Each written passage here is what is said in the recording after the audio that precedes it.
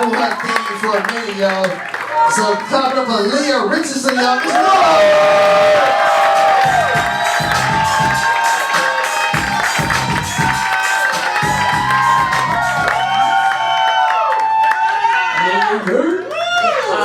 Hello from me and my camel toe. Nice to see you. Sorry, I just noticed that in the mirror. I was actually in the same cult as Leon. I'm still a fucking awkward hugger, like you just saw it with the host. It's fine, we'll work on it. Happy birthday, Leon. Keep it going for Leon, man. He put the show together. He's a good dude. We've become like really good friends in the last year, and you know, we talk a lot, and we don't always give each other good advice though. Like, we don't give each other advice that like applies, you know, like to the other person.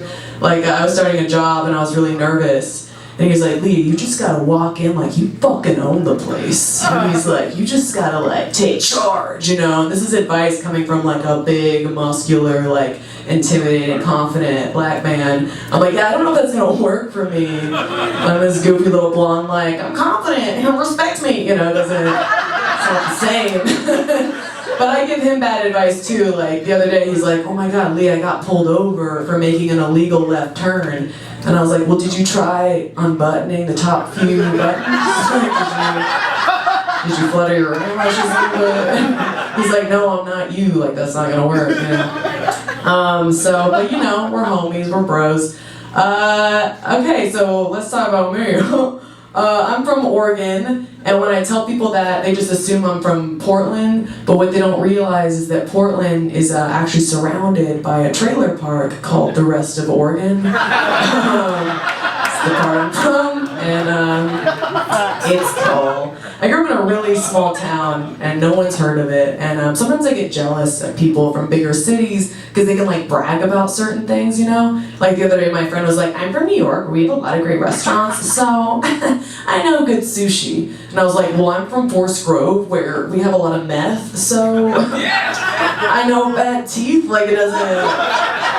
It's not brag worthy, you know? But, you know, I wear it with pride. I didn't realize, like, how redneck my family is until later in life, you know? Like, I grew up in this redneck town. My parents are from West Virginia. Right, that's right, Travis. I got the same lineage.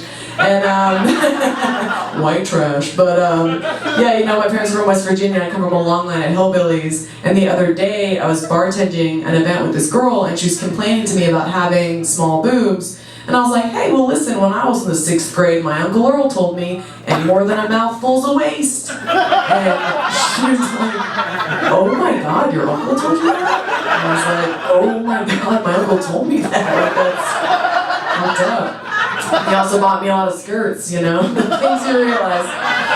Down the river. My therapist had to point that one out, but it's cool. We're working through it.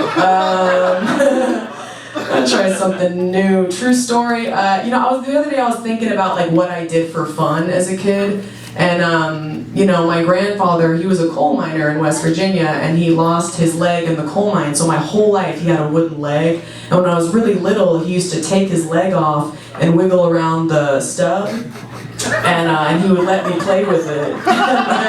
And it would freak my brother out. Like he would scream and run out of the room, but like I loved it. So like while other kids were having slumber parties and like building forts, I was like, Grandpa, let me play with your stub, you know. And he was like, all right, that's enough stubbing for you for one day. You know?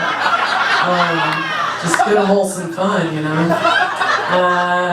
What else? Trying some newbies. Let's see.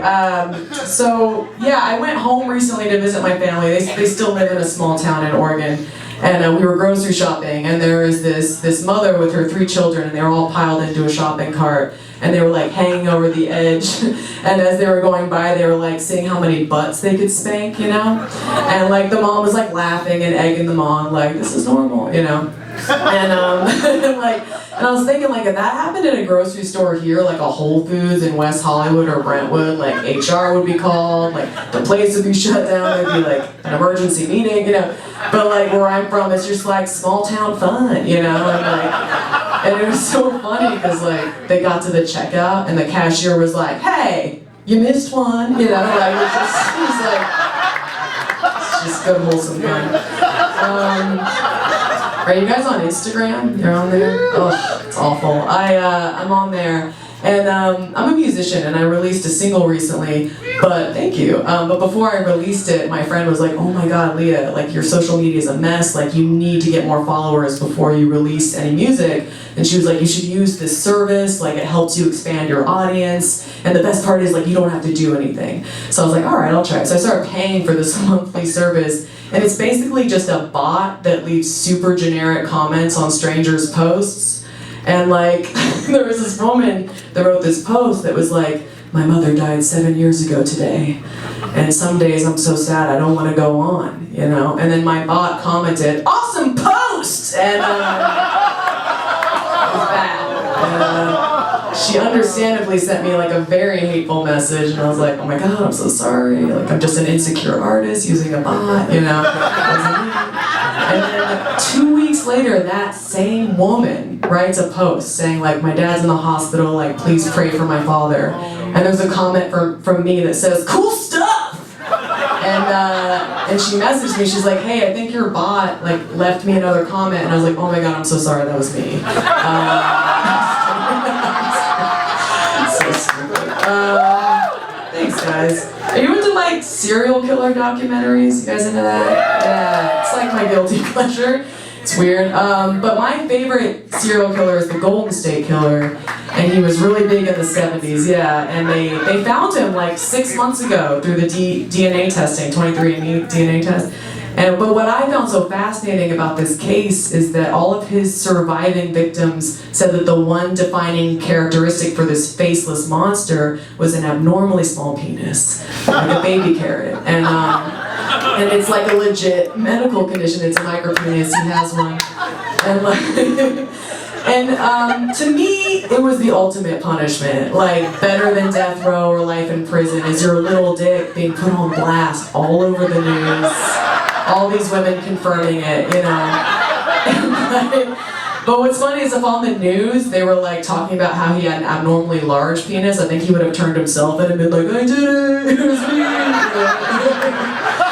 And I'm not even a size queen, you know, and my boyfriend loves when I say that. But just kidding, babe, your dick's beautiful. But you know, I'm not a size queen, but like there's other ways, you know, like use your hands, use your mouth, just like don't use a gun. Like there's other ways. Other ways. I don't know. I guess vaginas are puzzles though, I get it. I don't envy you guys at all. Let's see.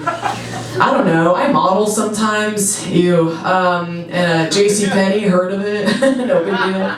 Very high-end modeling. I do like a lot of like young mom ads now, because I'm 30. And one thing that bugs me about modeling is that people forget that your body is connected to your feelings. So, you know, I did a shoot recently with a photographer who I had worked with before, and she remembered me, and she was like, okay, Lia, before we get started, which eye is the saggy eye? And I was like, oh, didn't know I had a saggy eye.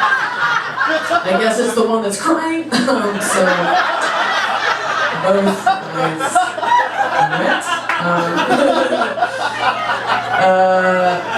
Yeah, dude. Being a woman's a trip, right, ladies? It's weird. Being a woman's weird. Like, I don't even feel like I get to wear my own face every day.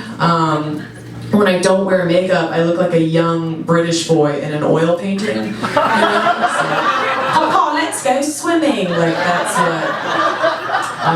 And you see it now, and I know you see it. I'm gonna wear this mask till I die. Yeah, it's weird. Being a woman's weird. Like, the titles of articles in women's magazines really bother me, because I feel like they're always telling women like what we're doing wrong, you know? Like, I'll see these articles that'll say things like 7 reasons you're driving him away, and like how to please your man. And I feel like the articles in men's magazines are so much more affirming, you know? It's like 7 reasons you don't even need this magazine, bro. You're killing it. You know, like.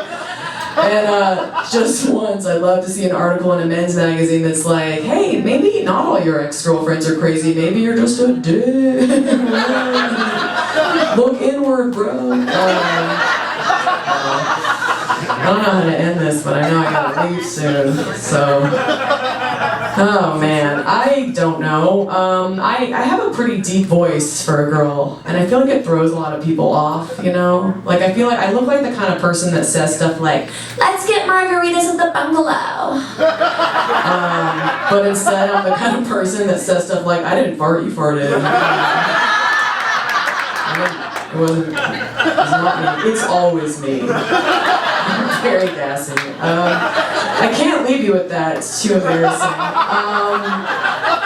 I don't know. Okay, so I work a lot of weird jobs to stay afloat in LA because it's really expensive here. And one of my weird jobs is shucking oysters at fancy parties. And one thing that sucks about it is I gotta deal with a lot of like older, creepy, rich dudes because that's who likes oysters apparently. And the other day this guy came up to me and he's like, did you know oysters are an aphrodisiac? And I was like, did you know that a shellfish will make me want to fuck you? And I'll leave you with that!